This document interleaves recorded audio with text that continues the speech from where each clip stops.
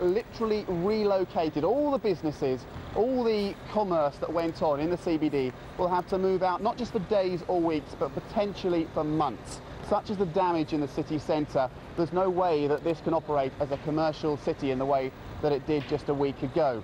At the same time, a lot of the damage is in the suburbs. 75% of people in the city do now have power, but that still leaves a quarter without, and half of the city still has no water. So a huge logistical operation trying to get those people back. The government here is encouraging as many people from Christchurch to get out of the city if they possibly can, go and stay with friends and relatives elsewhere in New Zealand. They actually set up a scheme online whereby anybody with second homes or spare rooms can offer them to residents of Christchurch too. But there's no pretense that Christchurch will be back on its feet any time soon. This is going to be a very, very long and slow process. We're talking many months before Christchurch gets back on its feet. All right, Andrew, thank you very much for that update. To Algeria now, which has finally lifted its state of emergency after 19 years. And now that was one of the key demands opposition groups were making in their weekly protests. But some claim the government's concession does not go far enough. The military still has power in internal security matters. Here's what's coming up on the Al Jazeera NewsHour. Ready to launch, Space Shuttle Discovery prepares for liftoff for the very last time.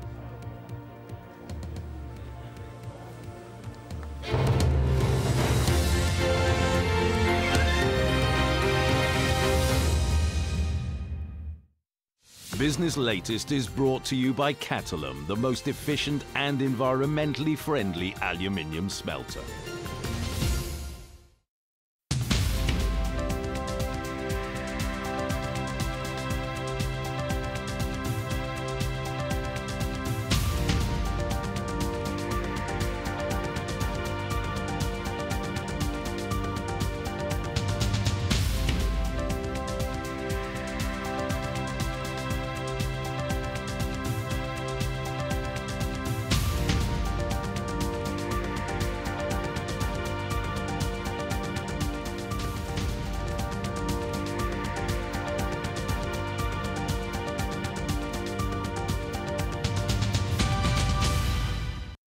Business Latest is brought to you by Catalum, the most efficient and environmentally friendly aluminium smelter.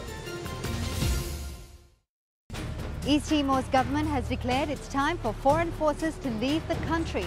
But with a frail infrastructure, is this nation prepared to face a future without international support? 101 East at this time on Al Jazeera. From local traders to international finance, it's commerce that makes the world go round.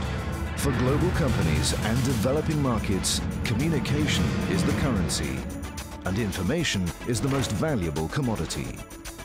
Counting the cost at this time on Al Jazeera.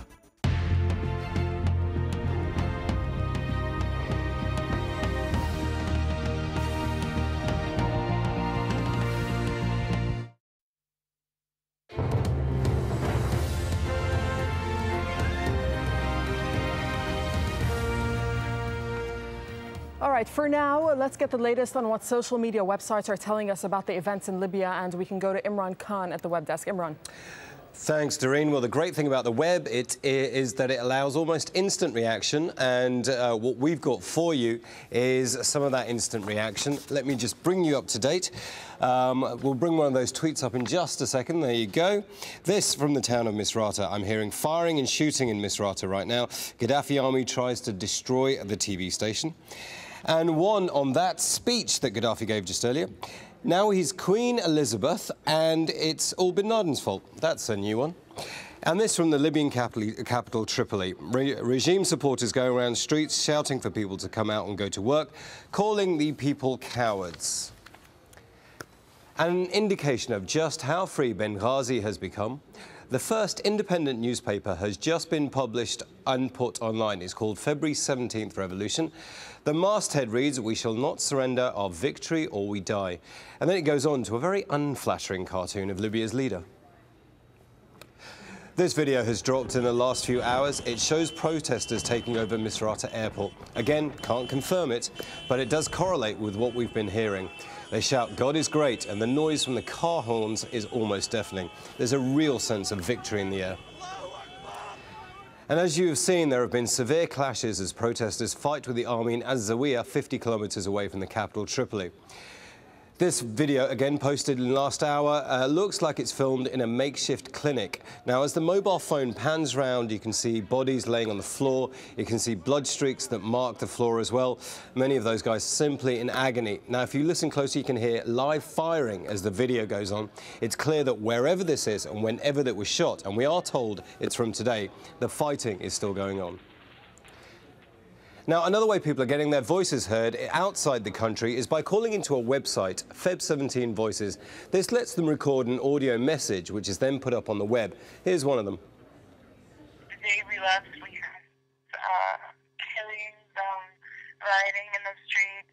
I don't know if this was true, but what we heard from people as in reference that some houses, women got raped by them. And so we had to leave that location. Things have been quiet after his speech. Thousands of people left in fear, even if you're anti-government. They went into the streets and they were very scared. They raised up the green flag and started chanting, "Yeah, we want Gaddafi, we want Gaddafi." He announced that with a text message that the schools have been back in order. Everyone should start working. Everyone should go back to their ordinary lives. We heard from terrorists in Benghazi. They said there is supposed to be a march of dozens of people coming towards our way. Let's take you to a live event happening right now. We're at the Kennedy Space Center. Let's just listen in for a moment. We have main engine start. 2, 1.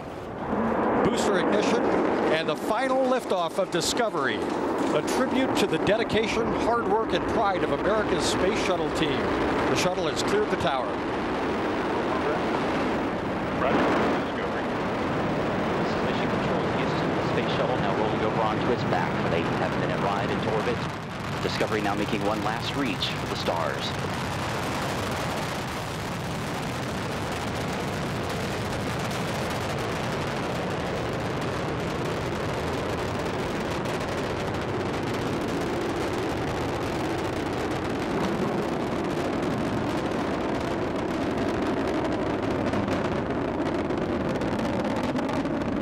Engines are now throttling down as the orbiter passes through the area of maximum pressure, reducing the stress on the shuttle as it goes supersonic.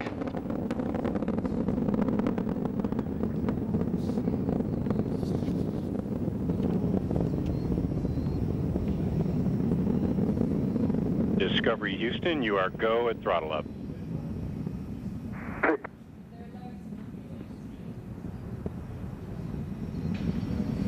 Commander Steve Lindsay acknowledging the call from Capcom Charlie Hoba as Discovery's 3 main engines throttle back up.